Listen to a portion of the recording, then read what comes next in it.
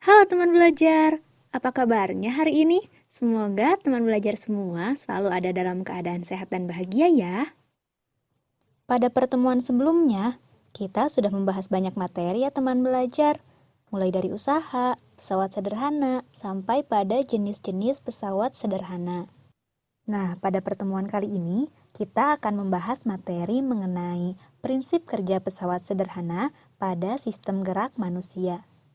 Adapun tujuan pembelajaran kita pada pertemuan kali ini, teman belajar diharapkan dapat menguraikan penerapan prinsip kerja pesawat sederhana pada sistem gerak dan dapat menganalisis prinsip pesawat sederhana pada sistem gerak.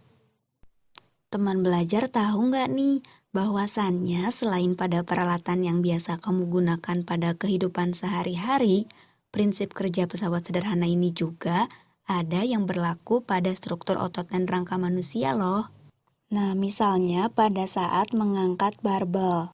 Pada saat mengangkat barbel tersebut, kita menggunakan tangan kan? Nah, tangan kita ini jika dilihat dari struktur otot dan rangka manusia, gambarnya menjadi seperti ini. Jadi, pada saat kita mengangkat barbel, titik tumpu berada pada siku, yaitu sendi di antara lengan atas dan lengan bawah. Kemudian, telapak tangan yang menggenggam barbel berperan sebagai titik beban, dan kuasanya ada di lengan bawah.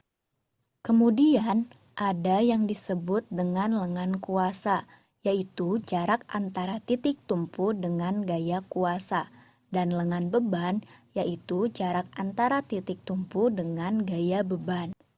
Jadi, jenis pesawat sederhana yang berlaku pada lengan saat mengangkat barbel adalah pengungkit jenis ketiga.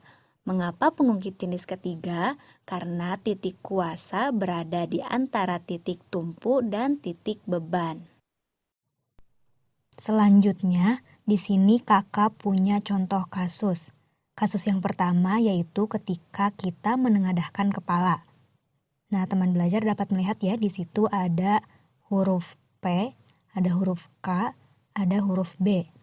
P ini adalah titik tumpu, K ini adalah titik kuasa, dan B ini adalah titik beban. Nah, jadi pada saat kita menengadahkan kepala, otot leher berperan sebagai kuasa, kemudian tulang leher berperan sebagai penumpu, dan tengkorak bagian rahang berperan sebagai beban. Lanjut pada kasus yang kedua, yaitu saat kaki jinjit.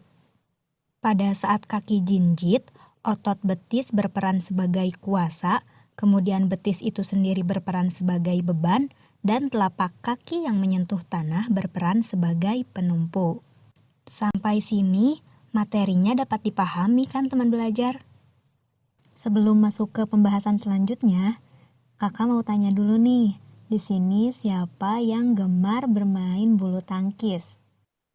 Nah, ternyata ketika kita bermain bulu tangkis, ada prinsip kerja pesawat sederhana loh di sana. Nah, coba teman belajar perhatikan gambar orang yang sedang bermain bulu tangkis ini. Kita bahas satu persatu ya, prinsip kerja pesawat sederhana apa saja yang bekerja pada saat seseorang bermain bulu tangkis. Nah, yang pertama ada di bagian kepala, yaitu ketika pemain bulu tangkis menengadahkan kepalanya. Jadi, ketika pemain bulu tangkis ini menengadahkan kepalanya, prinsip kerja pesawat sederhana yang bekerja adalah pengungkit jenis pertama. Mengapa demikian? Kita lihat di sini yang gambar segitiga itu adalah titik tumpu, dan yang gambar panah ke bawah itu adalah kuasa, dan yang persegi merah itu adalah beban. Di sini titik tumpu berada di antara kuasa dan beban. Jadi ini adalah pengungkit jenis pertama. Kemudian yang kedua adalah pada saat pemain bulu tangkis menegangkan otot lengan dan bahu. Di sini berlaku pengungkit jenis ketiga. Mengapa demikian? Karena kita lihat tanda panah mengarah ke atas itu adalah kuasa, kemudian yang segitiga kuning adalah titik tumpu, dan yang persegi merah itu adalah beban. Di sini kuasa terletak di antara titik tumpu dan beban. Jadi ini adalah pengungkit jenis ketiga. Selanjutnya yang ketiga adalah kondisi ketika otot betis pemain bulu tangkis mengangkat beban tubuhnya dengan bertumpu pada jari kakinya. Nah, pada saat ini, prinsip kerja pesawat sederhana yang bekerja adalah pengungkit jenis kedua. Mengapa demikian? Kita lihat. Di sini, tanda panah yang mengarah ke atas adalah kuasa dan persegi merah adalah beban. Kemudian segitiga berwarna kuning adalah titik tumpu. Nah, di sini beban berada di antara titik tumpu dan kuasa. Jadi ini adalah pengungkit jenis kedua. Sejauh ini, materinya dapat dipahami kan teman belajar? Sekian pembelajaran kita kali ini. Semoga apa yang kakak sampaikan dapat dipahami ya. Terima kasih, tetap semangat teman belajar.